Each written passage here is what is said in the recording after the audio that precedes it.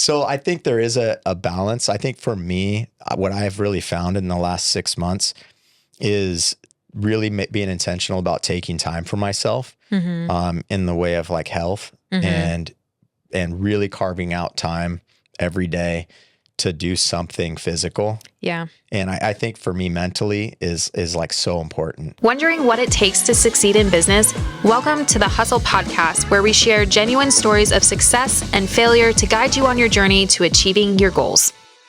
Okay, so we are back for part 2 of interviewing Chris Resner, because you're just a wealth of knowledge and you have so much to extract. We could do part 10, but we'll do part 2. If you didn't catch our first episode, we talked a lot about Dutch Bros. I feel like that's like your core foundation of like where you've gotten into business, how you've kind of gotten your mind wrapped around of managing employees, managing money, calculated risk, all those things. And then obviously meeting Erin, which is half of you in your weak parts of running your business. A couple of things I think that I really want to extract on this episode. You obviously have jumped into different adventures. We'll get into maybe James, which is your newest business endeavor, I would personally think. But something that I think would be really cool for people that are listening, especially probably even myself, where we're at in our business. You're 20 years into your business. You have a family. You have kids, you have a beautiful wife, all that, and you've found kind of like your success in your lane. I know on the last episode, you really said that you don't find work-life balance really your motto. It's kind of life is life and we do it all together. So what have you found is like your best way of balance to know when to turn on work, when to turn off work, how to pour into work, how to know when to how do you find that balance? Because I feel like as an entrepreneur, it's like that hustle, grind, do what it takes, whatever it takes to get you to the top. But sometimes it can get so heavily focused that you just don't know when to shut off. And it's like almost like before you jump in, one thing like for like nursing, when I was like in nursing, it was like a successful career, work 312s, you clock in, you clock out. But with entrepreneurship, I always feel like you have a ceiling. It's like, when do you stop that ceiling, you know? So. That's good.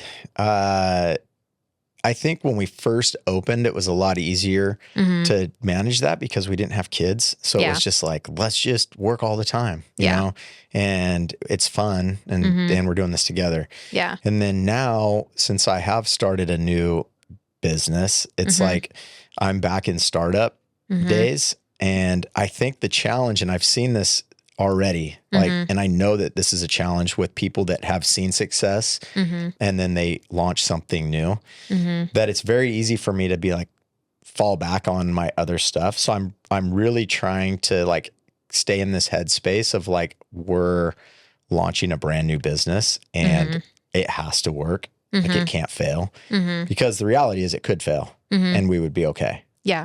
Like I have a lot of money in it, but I'm also like Dutch Bros is doing well. And it's like, we have a good system there. Yeah. So I'm trying to like stay in this like lean, like hustle mindset of I'm a startup again.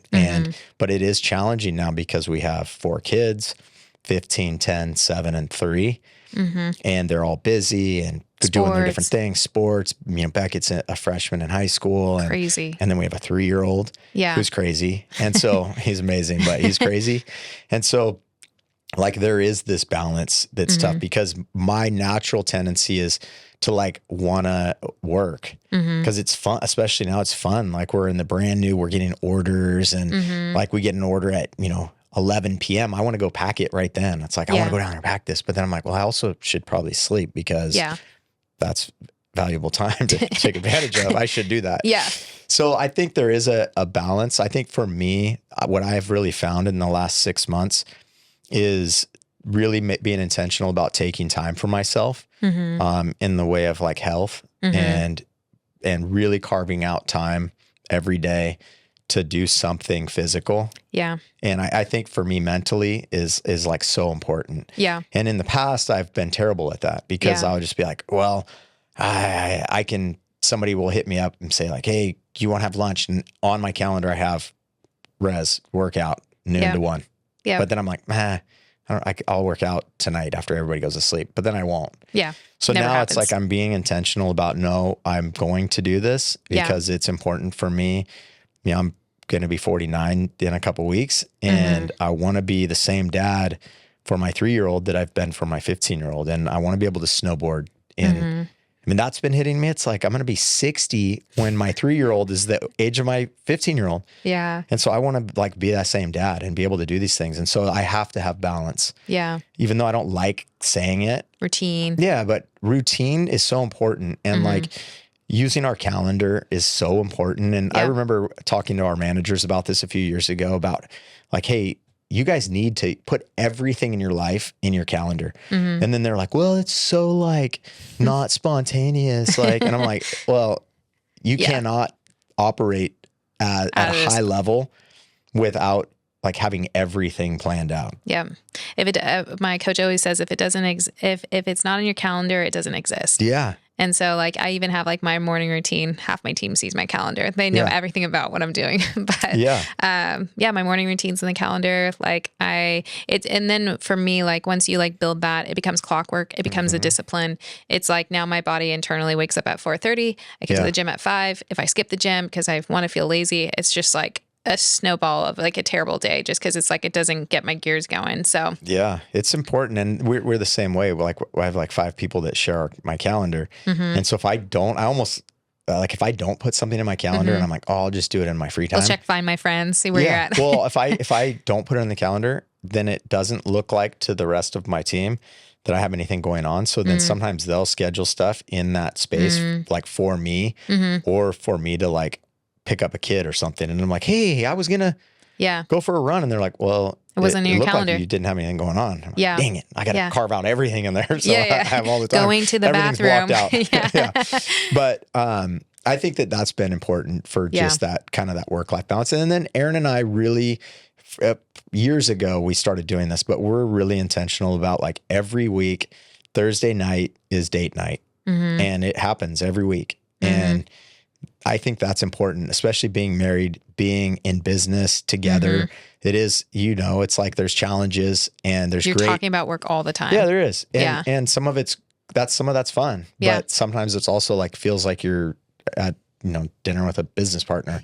But how was the numbers today, sweetie? But I mean, I wouldn't want it any different. Like it's hard for me to wrap my brain around, like if a husband and wife that have different kind of lives in terms of their work. Yeah.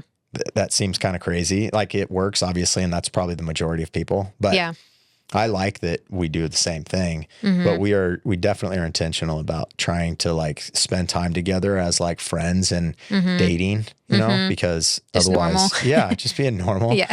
And so I think that that's an important part of like that balance. Yeah. And I think that like helps support, because at the end of the day, like, I think everybody will always say like, why are you doing what you do? Like, what's your why? What's your passion? What makes you get up in the day or like every day and everything like that? And if it's like, you're not pouring back into that and you're only just pouring into like your business, your numbers, your calculations, that's only becomes what is your focus. And that's only what you become obsessed with, and you don't become obsessed. I mean, Dylan and I have always said we like are obsessed with our legacy. Like, what's our legacy? We don't have kids. This isn't a pregnancy announcement, but surprise, Chris, ta-da! And the views go wild. Blue thing pops out. Thanks for the baby. This is not, it's just like, what's your legacy that you're building essentially? And I think that if you don't have that also as your partnership built into your time spent together, reevaluating what you're doing for your business, and it's just like a numbers goal, it becomes so mundane and less passionate. And then it just becomes like, oh, we didn't hit our sales or we didn't hit this. And it becomes work, not like actually like your passion. For sure. So moving into, you got kids, you got life, you're now in the startup. So now maybe somebody can feel like, okay, like you're doing real life. You obviously have Dutch Bros as your backup, as something successful, but you being so disciplined, I feel like can separate that and say like, I have to succeed at this, no matter if this has been successful, which is really cool. So maybe James obviously launched, and for those of you who don't know, is kind of your new baby line product based off of real life, issues that you had with your kiddos growing up with diaper rashes, and you doing the grind and the hustle of finding something to work for your family in your literally kitchen. So now being at this startup phase of maybe James and everything like that, what's kind of, besides staying focused and the grind. This is so different for you. I mean, it's kind of similar. It's a product. You're selling a product, but it's a little bit different because now it's marketing it differently. Yeah. It's not like so customer to customer, or face to face, I should say. Yeah. So how is this differ than Dutch Bros, and what's kind of, I guess, been your like success and struggle with it? Yeah, that's a tough one. I'm asking all the deep questions. Yeah, I think that naturally I excel in connecting with people and like that face-to-face interaction. And so all of a sudden being like a direct to consumer brand and trying to communicate that vision that we're still ultimately about the same thing. Like I want to make an impact and on a bigger scale. That's kind of how this whole thing started, was like, what else can I do? And can I be successful outside of our little bubble that we've seen local success in here? Yeah. And can I do it again? Like, and in this entrepreneur, like, self-doubt kind of things of like, did I just get lucky? Is it like, did I have any part of this, or was it right timing? And can I do this again? And so that was kind of the start of it. But I think that the challenge is we're just in a whole new space. It's like understanding analytics and ad spend. And what I'm seeing is people love our product. People love it. They love the packaging. That's the first thing everybody said. I mean, that's where I really geeked out on the aesthetic of it, and the feel and the customer experience and the touch and all of those things. I wanted people to see it and feel it before they ever experience the product, to really be like, wow, these guys like took a lot of time in the details. Like the product must be good. Yeah. And so that was important to me. That's why it took 5 years of working on this before we actually launched it. But the hard part now is like everybody loves it. They love the products, but like, how do I get it to these people? In Redding, on a small scale with drive-through coffee, you just hand people a coffee. Yeah. And with a smile. And it's like, the product's great. And it's easy. Yeah. Really. Everybody needs coffee every day. You just love on people and give them free stuff. And then people, if it's a product's good, then they come back. Yeah. And so, but now it's like, well, how do I do this? How do I reach people in a space that I'm not good at? And so we've spent money hiring teams. We have ad teams and we have marketing guys, and we're like just people that are smarter than me in that space. And I'm spending hours watching YouTube videos of people that are in direct to consumer space and trying to understand like those metrics. I have this entire, like, I've been on all these calls with marketing people, and they use so many acronyms. You're like, slow it down. Talk Oh my to me gosh. like I'm 3. I'm like on Zoom calls, like trying to Google, like what's a AMER and what's a like a ROAS and a ROIC and all these things. Yeah, it's like they have to do with ad spend things and like, your return on invested income and, an AMER. Does this change like how you, I mean, because Dutch Bros is totally different, but has this changed how you do Dutch Bros or operate your Dutch Bros business or? No, I would say no. Just kind of different. Yeah, it's just, this is totally different. I still want to make an impact in families and in people and in communities. Yeah. It's just through a different medium, and trying to get that story out is now simple in one aspect, because you're like, all right, well, you just got to spend money and run ads. Yeah. And people see we have to have good content. And now all of a sudden we're trying to create content all the time because we're like a content company now. Yeah. But the cool thing is that the product is great and it works. And so just getting it into people's hands and making connections. I think that one thing that's fun, and I just talked with our team about this today, is that we're so small. It feels like the early days of Dutch Bros. Like I have a little team. I have like 4 guys that are amazing, that are making baby powder now in my little kitchen that I have. And I have this little team again that I'm like been out of that space for a long time. But I had a customer yesterday that ordered a whole bunch of stuff, and we're packing all these orders, and this one order was like way bigger. So like, who is this? Like, it's kind of fun. We're like looking up this person and we're like, why did they order so much stuff? And so I'm like, I'm going to call her. It was like me and Erin and Alyssa and Shell sitting around. I'm like, I'm going to just call her because we have her number. So I called her and got her voicemail and left a message, and she called me back, and it was this older woman from like New Jersey. And we talked for like 15 minutes and That's she was awesome. so cool. Yeah. And she was blown away that we were a new company. She thought that we had been around for a long time.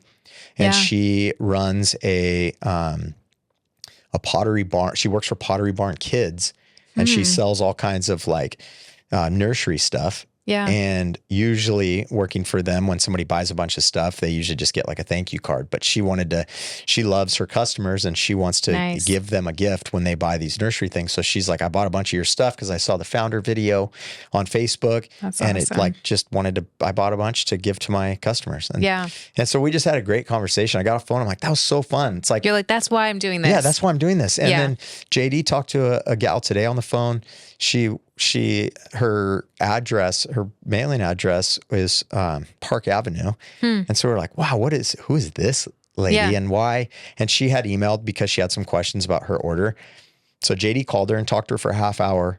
And she's like, this great lady, her sister's some famous, real estate gal in New York. And this lady was like a wealth of information for boutiques in New York. She's like, I have the keys to the kingdom for you guys. Wow. So it's like these fun little things, we get these random follows on Instagram. All from my kitchen in Redding, California. Yeah, I know. Well, here's a funny thing. And this is funny for people to hear because on Friday night, we got an order at Shopify. It's still like fun. It's like ding, and you get an order. Yeah. So it was like late Friday night and I saw this order and the lady had picked UPS 2-day shipping.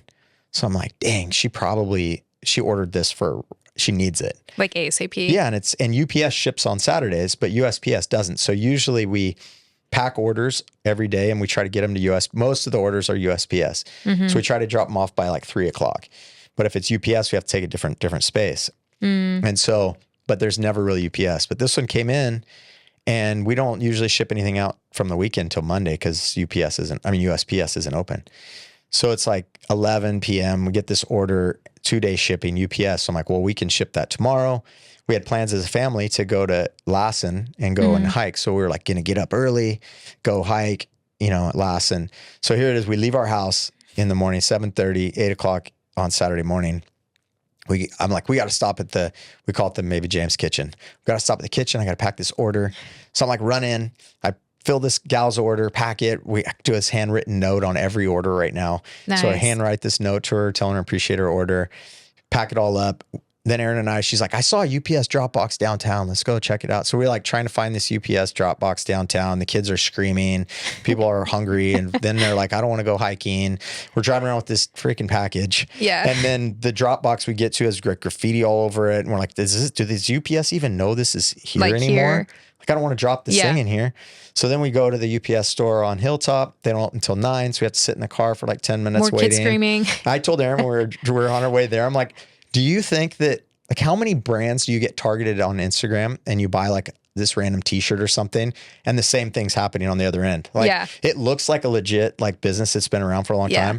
But it's like some random mom like just hustling. People are screaming, like, we want to go hiking. Yeah. And so we're I'm like just trying to find a box. Yeah. We're like driving all over town to try to fill this one person's order. Yeah. And we finally drop it. And then we go and hike. And it's just like that. It's chaos, but it's fun. Yeah. That we're like at that stage. Like still stage of appreciation. Like, people have no idea on the other end that that's what took place to get them their body butter. You better enjoy it. Yeah, you better hike it. We sacrificed our hiking trip for you. So no, we hiked and it was fun. Yeah, but that's awesome. So I think it's like cool to just see like revisit those growing stages again. I think it's a little bit different because you come now back with so much experience and much difference of calculated risk and how to manage your money, and now it's just kind of like a little bit of fun space, but I think also, like I said, you're disciplined enough that you're like, it's a totally different animal for you in that. What's the 5-10 year vision for it? It's a good question. I think it's funny.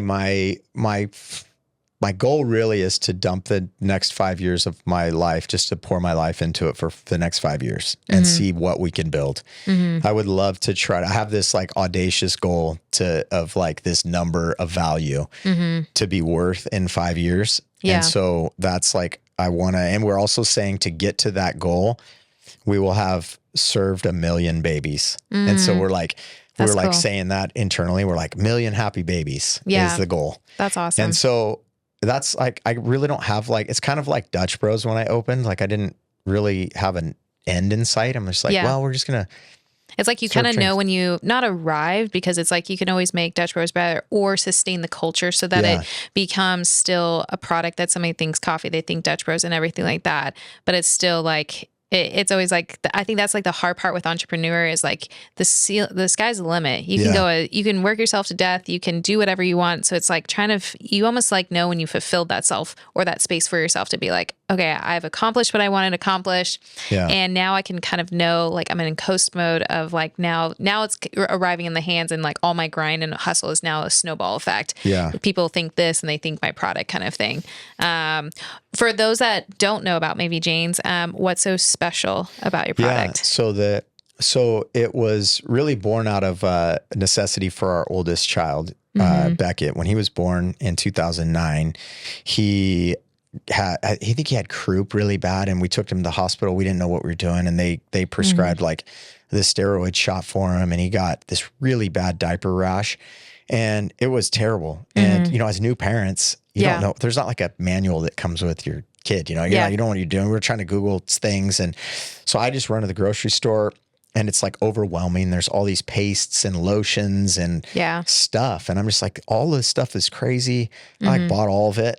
And we're trying all these things, and I'm looking at ingredients. I'm just like, this is crazy. This is like, seems way overcomplicated for a diaper rash. Yeah. It seems weird to me to put paste on something that already is a moisture kind of thing. And so I started Googling like homeopathic, you know, home remedies, and made my own thing. And then I started like studying, like nerding out on it, probably too much at the time, of like anti-inflammatories and other ingredients that I can add in to hopefully, you know, make it better. And it worked. It worked really well. And so then we just used it on all our kids, and we just always had baby powder around. And I used it all the time, like on the kids, like almost every time I change a diaper, I just put a little in there. So it never had a problem.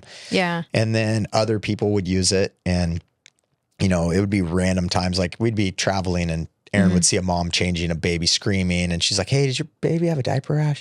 It's like awkward, you know? And she's like, "My husband makes diaper powder." And they're like, I'm like waving, you know, "Hey, it's me." That's you me. Know, we're over here. So that's how the whole thing kind of started. And about 5 years ago, it kind of just dawned on me, like maybe I wanted to create something. I wanted to see if I could challenge myself and create something successful. Bigger than Redding. But I didn't know what it was, and I didn't want it to be about money. And Dutch Bros was never about the money. Like we just opened it and had fun with people and wanted to make an impact, and the success followed. Yeah. And so I wanted to create something that wasn't about money, but I didn't know what that was. I'm just like, I'm just going to leave space in my brain to try to come up with something. And one of our managers at the time, Lauren, she had a baby, and she was talking to Erin, same thing, like, "Hey, Leo has a terrible diaper rash. I can't find anything." She's like, "You got to have Res make you some baby powder." So I made her some and gave it to her. And she called like 2 days later, and she's like, "What in the world was that? I've never had anything that worked like that worked." Yeah. And so when she said that, I looked at Erin, and I'm like, maybe this is it. Maybe we should build a baby like product skincare brand and start with our powder, because it works really well. The story is great. You know, this dad that created this product, I've been making it for my own kids and everybody else's kids. And there's no dads really in the baby, you know, product world. There's starting to be more now, but it hasn't historically been. It's all moms, which is great, but there hasn't been dads. So I felt like that story of like an involved dad. And I think that that's important in our message too, is that like the dad doesn't just have to be the guy that's like gone all day or whatever. Like you can share in this, just like Erin and I share in our Dutch Bro stuff. Yeah. Like I've changed so many more diapers than Erin because I loved it. It's like Erin's like, it's your, that was my thing. And so it's like, try out your powder. Yeah. This is for the powder. Yeah. So I think that part of the story is like, you know, showing that you can share in all of this stuff, that it doesn't just have to be the mom doing all this up in the middle of the night, doing everything. The dad can be involved. Yeah. And, so that's kind of how it started. So that led me down this crazy journey of all of a sudden like, all right, well, what are we getting? That's a good idea, but like, what is our brand even going to be? I wanted, like, quickly was like, I want it to be a luxury, like high end, clean baby skincare. And so then I started, our nanny at the time, she had really bad eczema. And then my second born child, Raleigh, he had like KP and just really dry skin. And I have sensitive skin. So I'm like started ordering all these products, like these raw ingredients to make lotions. And we have like cacao butter and shea butter and all vitamin E oils, like boxes of products showing on our porch. Erin's like, what is going on? Oh my gosh. I'm like in the kitchen at midnight. You know, it's like Breaking Bad in there. I'm like cooking up, stirring all these pots and like, you know, boiling things and making lotions. Yeah. And I had all these sample things in our fridge with dates on them and Christmas testing. gift, you get baby powder. Yeah. Yeah. So I'm like, well, I kind of nailed the baby powder. And so then I'm like, well, we need to have another product. Yeah. So that's when I started trying to make like lotion, like a body butter. So I made some good stuff, but then I'm just like, if I'm going to build a huge brand, like, I can't make this in my kitchen. Yeah. You know, and so I reached out to a big lab in Orange County and it was right at the beginning of COVID actually. And fortunately, no big company was making anything. And so they like had some free time to talk to me. And so I like slid in right at the right time where they were like, yeah, we'll talk to you, you know, and so we went back and forth for a couple of years actually developing like the body butter that we have now. And so, yeah, it's such a cool, like, you know, like you said, I love that the story behind it isn't just like, we're just here to make money. It's like, there's passion behind it because your kids, you know, you equally saw the success out of it. So I think anytime you have like a brand where you have like the result and that's like your anthem of like, hey, I know this works. This isn't just me just whipping up stuff and hoping that it works. It's like, to me, I feel like that's more of a powerful message than just somebody who's just like, hey, check out my new like essential oil, like lotion that might help you. I'm not dogging on that. That's great. But you know what I mean? Yeah. There's a little bit more authentic, truth to like somebody who can say, you had the problem, you solved it. Let me see if your problem, solves me. It's like when you were talking about the why, I think it helps you through those hard times. Yeah. Because if you're doing it for the money, you're probably going to quit a lot quicker than if you have a different why. Yeah. If your whole why is like, I got to make a bunch of money. Yeah. Then the minute you run into like not making money, you're going to want to quit. And, I don't have the packaging obviously, but I love that inside your box is like your family. Like it's just like, it's a reminder every time you stamp, probably ship. It's just like, it's for my kids. It's for my family. It's to reach 1 million babies. Like is like your goal and stuff. Erin and I were talking about yesterday. And like I was saying, we hand write like a note for everybody. And it's kind of fun. It's like very therapeutic when you're packaging people's orders and you're in there all by yourself. Sometimes it's late at night and I'm just packing these orders and looking at these printing labels and I'm like, wow, you know, Lisa in, you know, some little town in Florida. And I have no idea who this person is. I have no idea their situation, but like they took the time to buy our product and I'm like writing them this note. And I've been like, as I'm doing that, I'm like trying to be very present of like, man, this is going to somebody's going to use this on their baby and it's going to like help them. Yeah. And so it's been pretty cool. Yeah, that's it's fun. So cool. Well, if you are listening and you need baby products, or even like you said, you can use it for yourself. Like it's not all just baby. No, the body butter is actually amazing. Yeah. I use it. Dylan's like super sensitive skin. So I'll be actually really curious. Yeah, for sure.